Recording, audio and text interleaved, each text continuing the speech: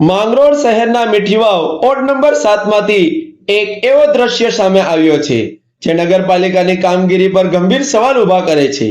વર્ષોથી સ્થાનિક રહીશો રસ્તા બનાવવા માટે રજૂઆતો કરતા રહ્યા, પરંતુ શાળા, મસ્જિદ અને મુખ્ય અવરજવરનો માર્ગ હોવા છતાં અહીં પાકો રસ્તો તો દૂરની વાત, રસ્તામાં પડેલા ખાડા પણ ભરવામાં આવ્યા નહોતા।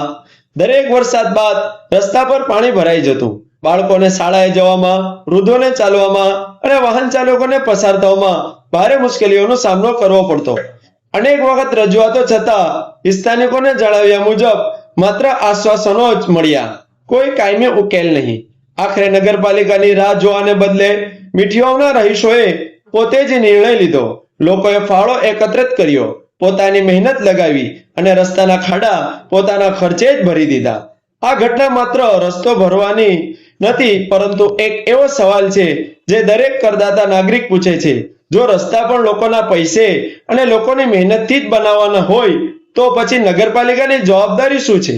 હવે સ્થાનિકો રહીશો માંગ કરી રહ્યા છે કે મીઠીવાવ વિસ્તારમાં તાત્કાલિક કાયમી પાકો રસ્તો બનાવવામાં આવે, જેથી લોકોને દર વર્ષે આવી મુશ્કેલીઓનો સામનો ન કરવો પડે।